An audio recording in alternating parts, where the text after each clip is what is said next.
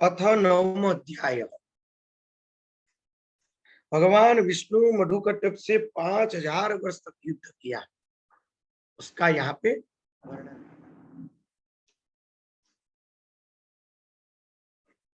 सुत जी बोले कि हे मुनिजनों, जब जगत गुरु भगवान विष्णु के शरीर से निद्रा देवी निकल गई, उस समय उनके नेत्र, मुख, नासिका, पूछा, हृदय और वक्षस्थल से निकल कर वे श्रेष्ठ तामसी शक्ति आकाश में स्थित हो गई।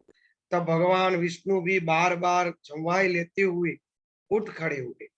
तब वहां भगवान विष्णु ने भय से कांपते हुए ब्रह्मा को देखा।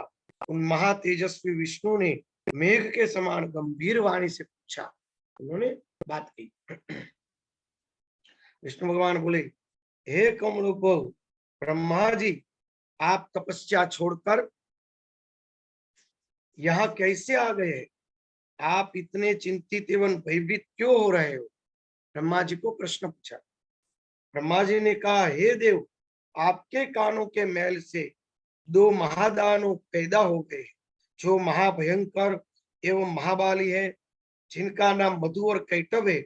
उन्हीं दोनों के भय से मैं आपके सामने आया हूं। हे जगतपति, हे वासुदेव, आप मुझ भयभीत तथा किंग कर्तव्य मूड की रक्षा कीजिए। विष्णु भगवान ने कहा कि हे ब्रह्मन, अब आप निर्भय हो जाइए।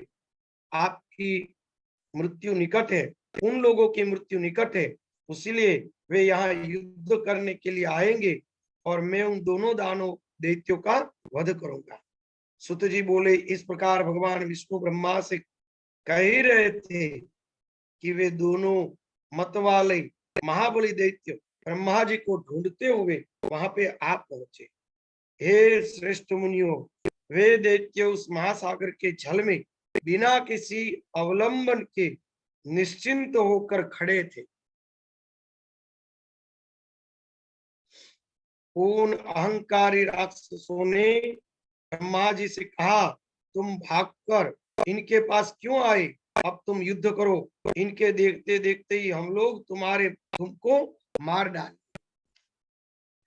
तत्पश्चात शेष सैया पर सोने वाले इन पुरुष को भी मार डालेंगे। इसलिए तुम हम दोनों भाइयों से या तो युद्ध करो अथवा ये कह दो कि मैं तुम्हारा सेवक हूं।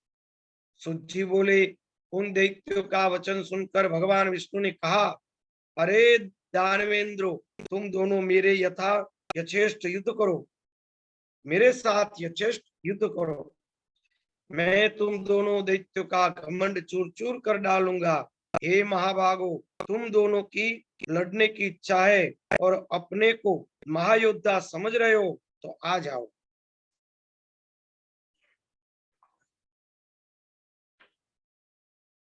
सुत जी ने कहा कि भगवान का यह वचन सुनते सुनते ही उन दैत्यों ने नेत्र क्रोध से लाल हो गई। छल में खड़े निराधार वे दोनों भयंकर दानव युद्ध करने के लिए तैयार हो गए।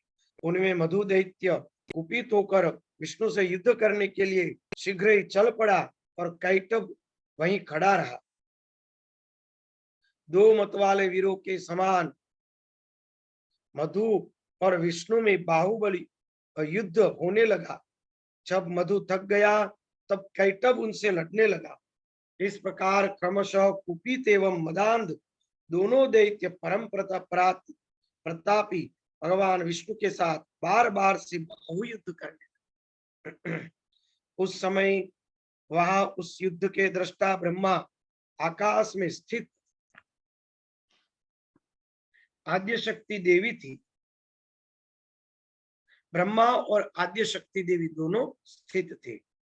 बहुत दिनों तक युद्ध करते करते भी वे दैत्य नहीं थके। तब भगवान विष्णु को ग्लानि होने लगी। उस प्रकार जब युद्ध करते हुए 5000 वर्ष बीत गए, तब भगवान विष्णु उस दैत्य की मृत्यु का उपाय सोचने लगे। उनके विचार में आया कि मैंने 5000 वर्ष तक इसके साथ युद्ध किया, किंतु ये भयानक दानव थके नहीं और मैं थक गया। यह बड़े आश्चर्य की बात है। मेरा यह पराक्रम और बल कहाँ चला गया? ये दोनों मुझसे लड़ते हुए भी स्वस्थ है। इसका कारण क्या है? अब मुझे अच्छी तरह विचार कर लेना चाहिए। इस प्रकार चिंता में पड़े हुए विष्णु को देखकर ये दोनों मतवाले दैत्य अत्यंत हर्षित हुए और मेघ के समान गंभीर वाणी से बोले कि हे विष्णु, यदि तुम में अब बल न हो अथवा युद्ध से थक गए हो तो सिर पर हाथ जोड़कर कह दो कि मैं तुम दानों का सेवक हूं, अथवा यदि सामर्थ्य हो तो हे महामती, आओ हमारे साथ फिर से युद्ध करो। आज हम दोनों तुम्हें मारकर इस चार भुजा वाले पुरुष को यानी ब्रह्मा को भी मार डालेंगे। सुत जी बोले, उस महासागर में उपस्थित महामना विष्णु ने उनके वचन सुनकर साम नीति के अनुसार मधु से शब्द कहे, शाम दाम दंड और भेद।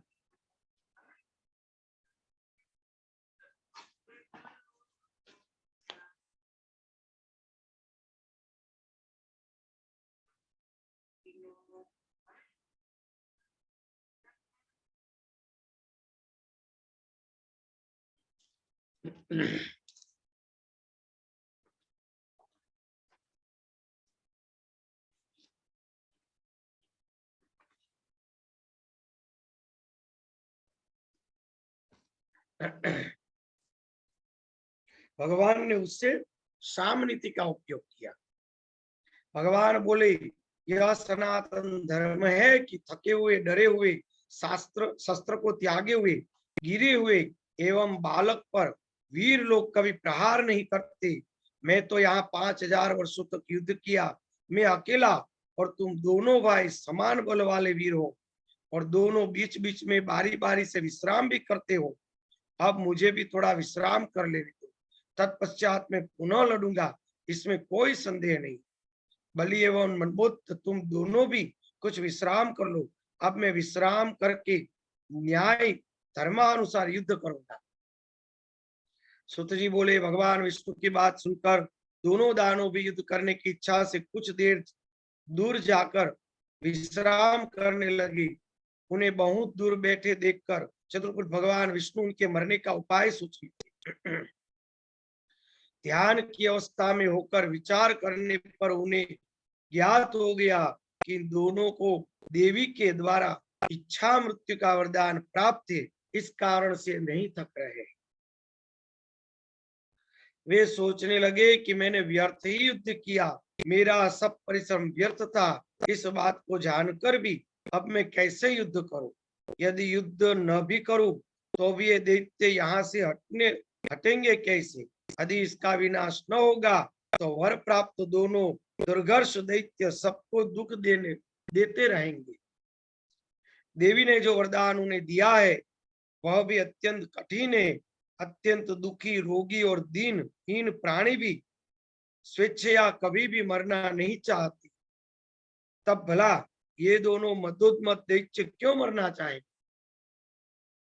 अतएव अब मैं सब चिंता छोड़कर उन आद्य शक्ति भगवती विद्यादे की शरण में जाऊंगा, जो सबकी मनोकामनाएं सिद्ध करने वाली, क्योंकि बिना उनके प्रयत्न हुए कोई कामनाएं पूर्ण नहीं होती।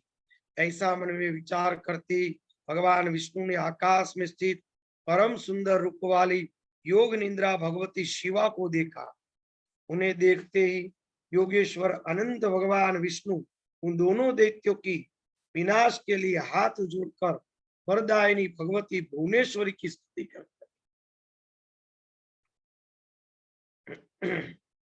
भगवान भुवनेश्वरी की स्तुति कर रहे हैं।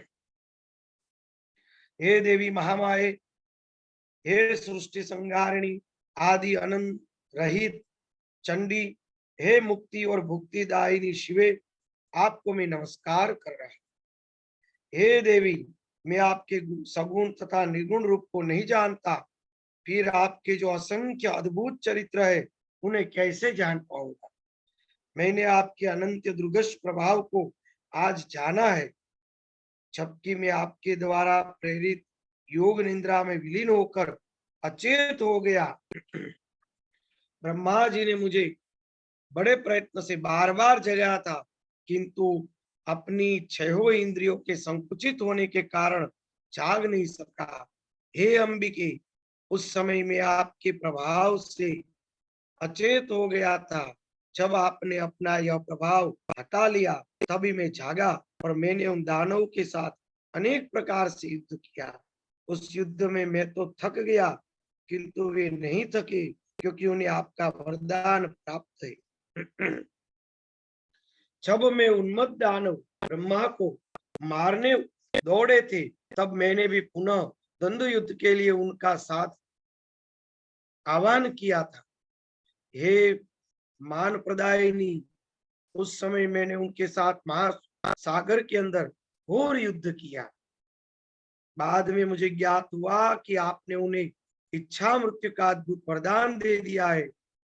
यह जानकर आज मैं शरणदायिनी आपकी शरण में आया। अतएव हे माता, अब मेरी सहायता आप ही करें, क्योंकि मैं युद्ध करते करते बहुत ही खिन्न हो गया हूँ। हे देवताओं की पीड़ा हरने वाली, आपके वरदान से दोनों दानव उन्मत्त हो गए हैं। वे दोनों पापी दैत्य मुझे मार डालना चाहते हैं। अब मैं क्या करूं, कहाँ जाऊं? प्रणाम करते हुए उन जगन्नाथ सनातन वसुदेव विष्णु के ऐसा कहकर मुस्कुराती हुई उन देवी ने उनसे कहा, हे देवादेव, हे हरे, हे विष्णु, आप पुनः उनसे युद्ध कीजिए। इन दोनों वीरों को छल पूर्वक मोहित करते ही मारा जा सकता है। मैं अपनी वक्र दृष्टि से उन्हें मोहित कर दूंगी। हे नारायण, अपनी माया से जब मैं उन्हें मोहित कर दूंगी, तब आप शीघ्र ही उन दोनों का वध कर डालिएगा। सुत जी बोले, देवी के प्रति रस से पूर्ण वचनों को सुनकर प्रीति रस से पूर्ण वचनों को सुनकर भगवान विष्णु सागर में युद्ध स्थली में आकर खड़े हो गए। तब विष्णु को आते देखकर वे दोनों युद्ध के अभिलाषा से महाबली दैत्य भी वहां आ डटे। भगवान विष्णु को अपने सामने देखकर वे बड़े प्रसन्न हुए और कहने लगे, हे महाकाम, हे चतुर्भुज, ठहरो ठहरो, हार और जीत तो प्रारब्ध के अधीन समझकर अब तुम हमारे साथ युद्ध करो। बलवान व्यक्ति विजय प्राप्त करते हैं, किंतु कभी कभी भाग्यवशात दुर्बल व्यक्ति भी जीत जाता है। आप जैसे महापुरुष को जय या पराजय में हर्ष या शोक कभी नहीं करना चाहिए। आपने दानव शत्रु होकर पूर्व काल में बहुत से दैत्यों को अनेक बार हराया था, परंतु इस समय तो हम दोनों के साथ लड़ते हुए आप पराजित हो रहे हो। सुत जी बोले, ऐसा कहकर वे दोनों महाबाहु दैत्य युद्ध करने के लिए तत्पर हो गए। तब वहां अवसर देखकर जो ही विचित्र कर्मा विष्णु ने उन दोनों पर मुष्टि से प्रहार किया, जो ही इन दोनों बलोन्मत्त दैत्यों ने भी विष्णु भगवान पर मुष्टि प्रहार किया। इस प्रकार उनमें परस्पर महाभयंकर युद्ध होने लगा।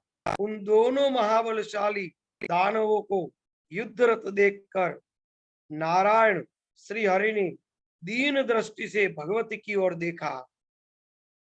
सुत जी बोले कि विष्णु भगवान की ऐसी करुणाजनक दीन दशा देखकर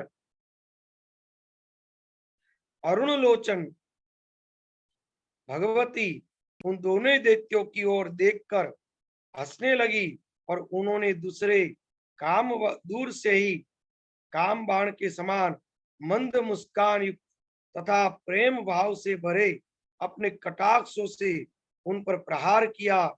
इस समय देवी के कटाक्ष को देखकर वे पापी मधुकैटभ अत्यंत मोहित हो गए। वे कामांध दानव उसके ऊपर भगवती की विशेष अनुकंपा जानकर काम बाण से अत्यंत पीड़ित होने लगे और अपूर्व शोभाशालिनी भगवती को देखते हुए वे वहीं पर खड़े रह गए। भगवान विष्णु भी देवी के उस प्रयत्न को समझ गए। दोनों कामी दानवों को देवी की माया से विमोहित जानकर स्वकार्य साधक भगवान विष्णु ने वहां मेघ के समान गंभीर एवं मधुर वचनों के द्वारा उन दानों का उपवास करते हुए कहा कि हे वीरों, तुम्हारी जो इच्छा हो वर मांग लो।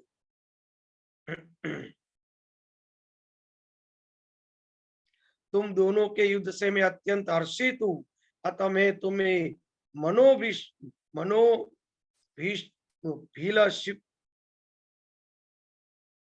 मनोभी अभिलाषित वर दूंगा। यद्यपि पूर्व काल में भी मेरे द्वारा अनेक दानव युद्ध करते हुए देखे गए, किंतु तुम दोनों भाइयों के समान मैंने किसी को देखा या सुना।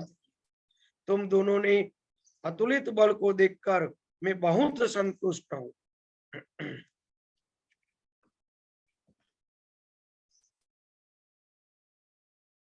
हे बल महाबली दानवों, मैं तुम दोनों भाइयों की इच्छित कामने पूर्ण करूंगा।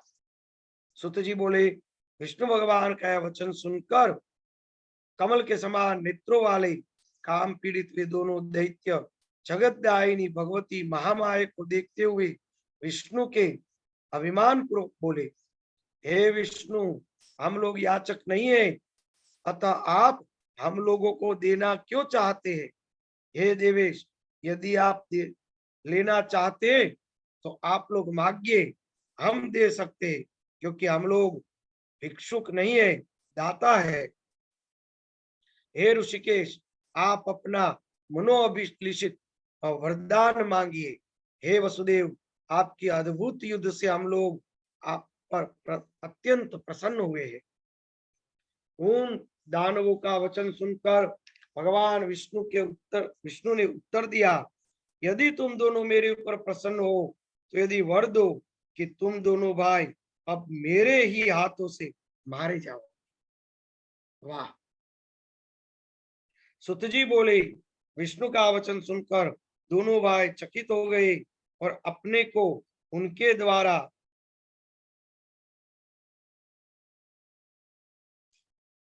ठगा हुआ समझकर शोक से चिंतित हो गए।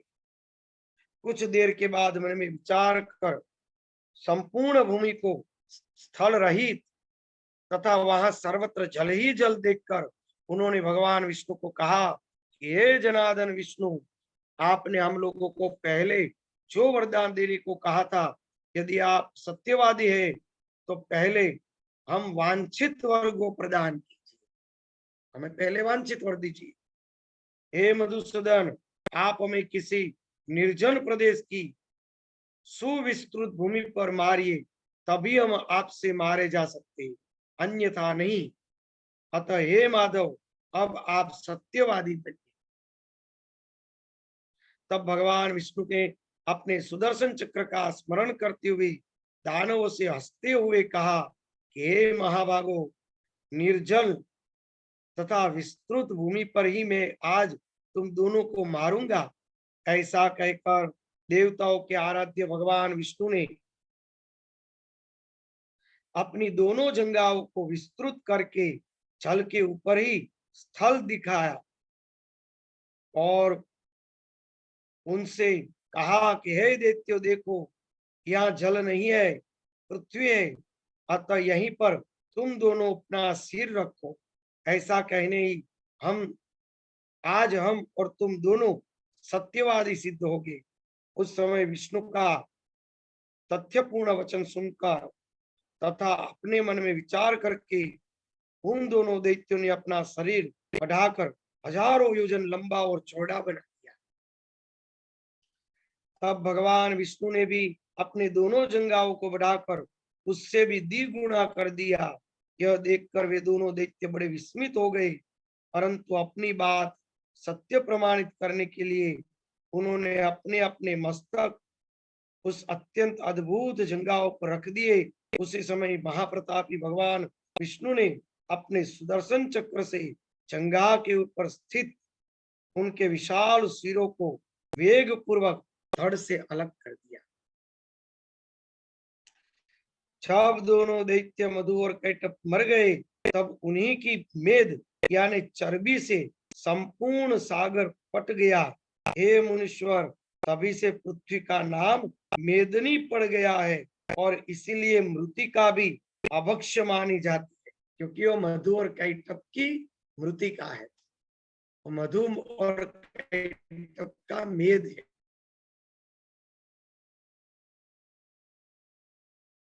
आप लोगों ने जो प्रश्न किया था उसी का ठीक ठीक उत्तर मैंने दिया।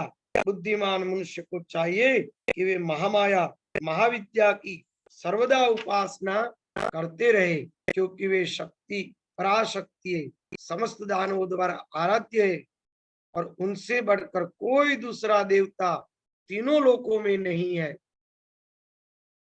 यह बात सर्वदा सत्य है एवं वेदों तथा शास्त्रों का निष्कर्ष भी है कि सगुण तथा निर्गुण में सर्वदा उन पराशक्ति का ही पूजन करते रहना चाहिए।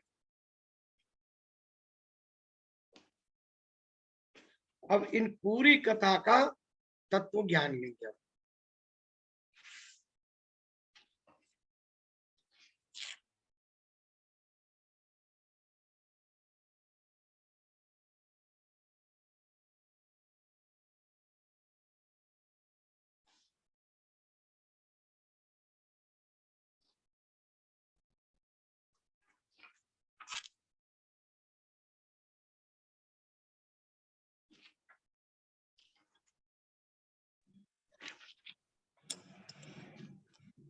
हरे कृष्ण स्वामी जी। हरे कृष्ण, माँ बोलिए। मधु कैटभ को माँ ने मारा था ना, तो इसमें क्या विष्णु रूप दे रखा है माँ का? ना, माँ भगवती ने अपने कटाक्ष के उसी बुद्धि को भ्रष्ट किया और बुद्धि भ्रष्ट हुई, उसलिए तो मृत्यु के लिए प्रेरित हुए। जैसे कैसे कहते कि सीता ने ही रावण को मारा था। अच्छा, तो असल में सीता निमित्त बनी ना, सीता जी निमित्त न बनते तो रावण नहीं बढ़ता, तो उसका निमित्त बना। जैसे पांचाली ने ही कुरुवंश का विनाश किया, तो कुरुवंश का विनाश तो पांडवों ने किया था, परंतु कुरुवंश का विनाश की निमित्त बनी है पांचाली। इस भाव से यहाँ कहा गया अच्छा कि भगवती ने ही मधुकैटभ को मारा। जी स्वामी जी। भगवान तो हार रहे थे, भगवान के पास इतना सामर्थ्य नहीं था विष्णु भगवान के पास कि मधुकैटभ को मार सके। वो तो पीछे पड़ रहे थे, थक गए थे। तो इनको मारने की बुद्धि और विष्णु भगवान को मारने का सामर्थ्य किसने दिया? वो भगवती ने ही दिया।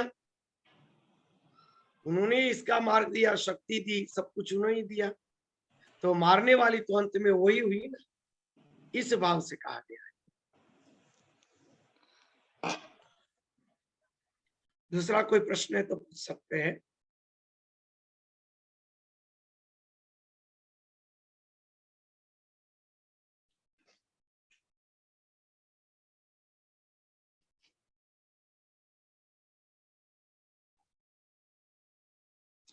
मधु और कैटभ वह राग और द्वेष है। विष्णु यानी जीव, जीव को भी विष्णु के संबोधन से, नारायण के संबोधन से संबोधित किया जाता है। विष्णु ही नारायण है, विष्णु परमात्मा भी है, विष्णु जीव भी है, नारायण जीव भी है।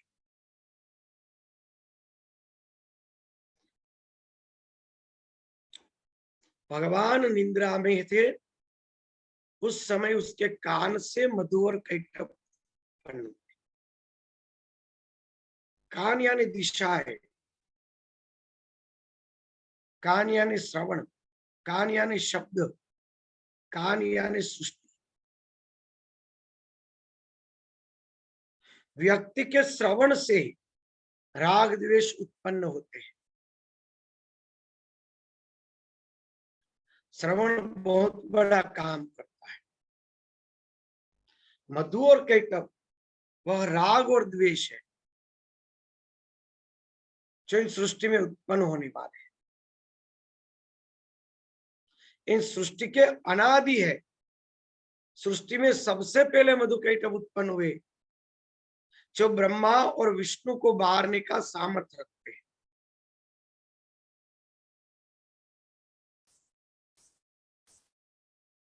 उत्पन्न होते ही ब्रह्मा जी के पीछे पड़ गए। ब्रह्मा जी कांपने लगे। ब्रह्मा यानी सात्विकी बुद्धि, राग द्वेष सात्विक बुद्धि को नष्ट करना चाहते हैं।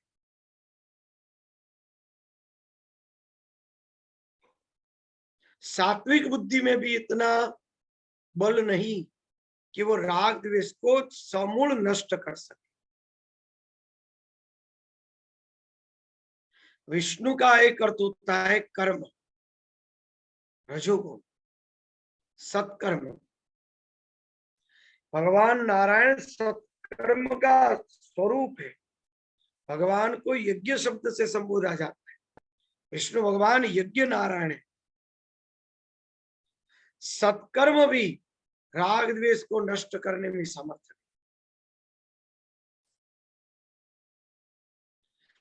अगर आप सत्कर्म से उसके साथ युद्ध करेंगे तो कभी राग के साथ युद्ध होगा, कभी द्वेष के साथ, कभी राग के साथ, कभी द्वेष के साथ। विष्णु भगवान कभी मधु के साथ युद्ध करते, कभी कैटभ के साथ। अंत में थक गए।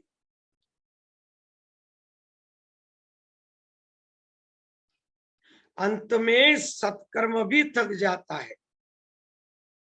सद्बुद्धि तो दूर ही रहती है कि भी हमें राग द्वेष चाहिए ही नहीं, उसे पंगा लेना ही नहीं है। कर्म को पंगा लेने के लिए आगे करते भगवान विष्णु आगे आए हैं।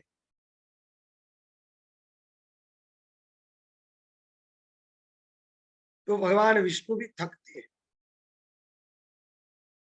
कह रहे कि मैं थक रहा हूं, मैं क्या करूं। थक रहे। पहले तो विष्णु भगवान को था कि ऐसे बहुत असुरों को मैंने मार डाला, अभी थोड़े क्षण में उसको मार दूंगा। अनेक वृत्तियों को तप के द्वारा क्षीण किया जा सकता है, मगर उन वृत्तियों का मूल राग और द्वेष को आप कभी भी क्षीण नहीं कर सकते।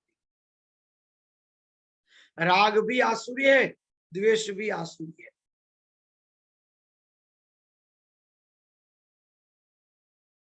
राग द्वेष को कभी भी क्षीण नहीं कर सकते। वो न सत्कर्म का काम है, न सद्बुद्धि का काम है। भगवान ने 5000 वर्ष तक उसके साथ युद्ध किया।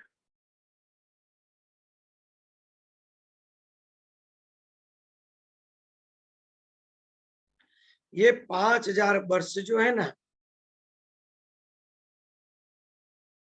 वह हमारे अंतर के पंच महाभूत आदि की सृष्टि है। पांचों महाभूत के अंदर विष्णु पराजित ही होंगे। उनके अंदर कभी भी वह इन असुरों को मारने में समर्थ नहीं होंगे।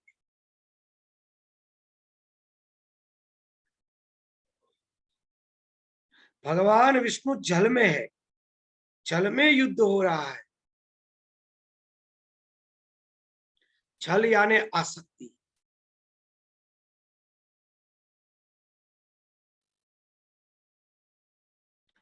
जब तक अंतकरण में आसक्ति पड़ी है तब तक कभी भी राग द्वेष को मारने में आप समर्थ नहीं हो।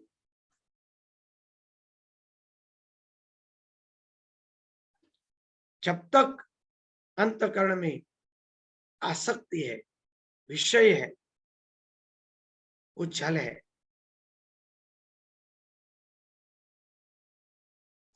तब तक आप कभी भी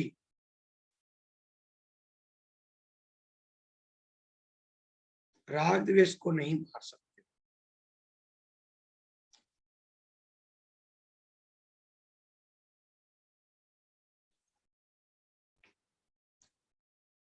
भगवान राग द्वेष से युद्ध करते हैं छल में, यानी आपकी चारों ओर आसक्ति फैली हुई है, इसलिए आप मधु कैटभ राग द्वेष से युद्ध में थक जाएंगे, चाहे कितने ही सामर्थ्यवान, चाहे विष्णु ही क्यों नहीं है।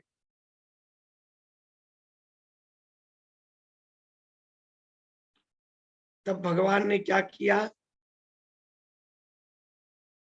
भगवती की स्तुति की। कौन सी भगवती? जिन्होंने उन्हें निंद्रा में सुला दिया था, उन्हीं योग माया की स्तुति की, जिन्होंने हमें अज्ञान बना के रखा है,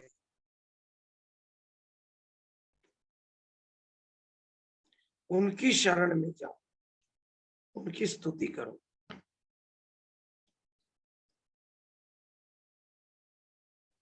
वो जरूर बचाए। सृष्टि पूरे के मूल कारण वो ब्रह्म तत्व, आत्म तत्व, जो भी नाम दो, उसकी शरण में जाओ।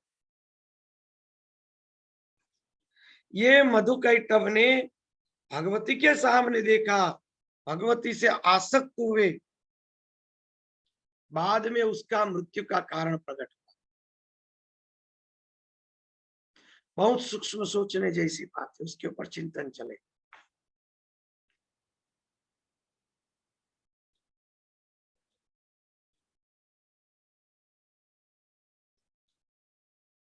माता भगवती उनके सामने देखा असुरों में, दृष्टि उन्होंने भगवती को समर्पित की, मोहित हो गए।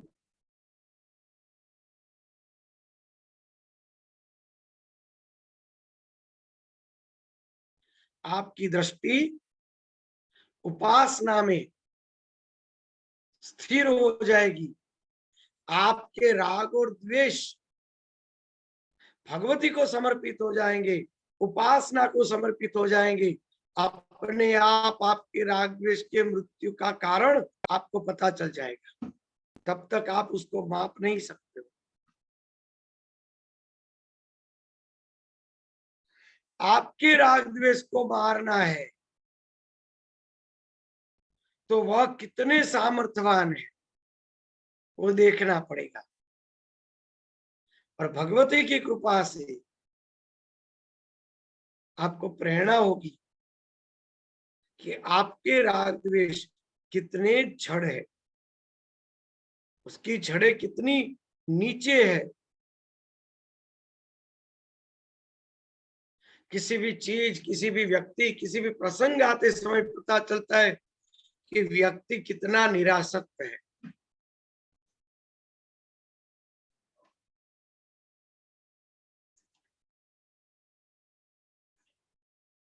जितना वह आसक्त है उतना मधु और कैटभ यानी राग द्वेष से आकर्षित रहते।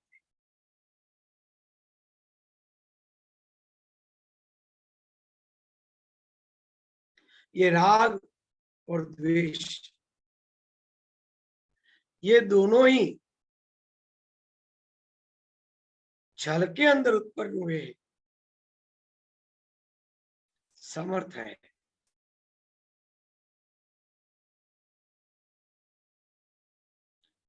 भगवान विष्णु को भगवती ने ज्ञान प्रदान किया।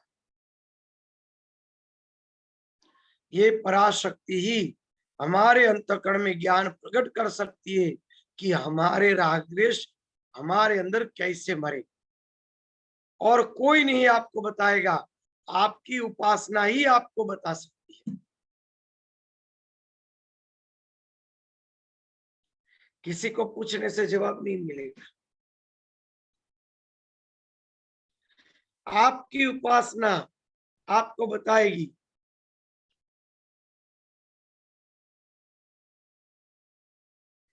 कि हमारे अंतःकरण में राग द्वेष को कैसे मारा जाए, और दूसरा कोई नहीं बता सकता। हमें खुद ही विवेक बुद्धि से निर्णय लेकर शास्त्रों में जो उपासना कही है उसका अनुसंधान करना चाहिए।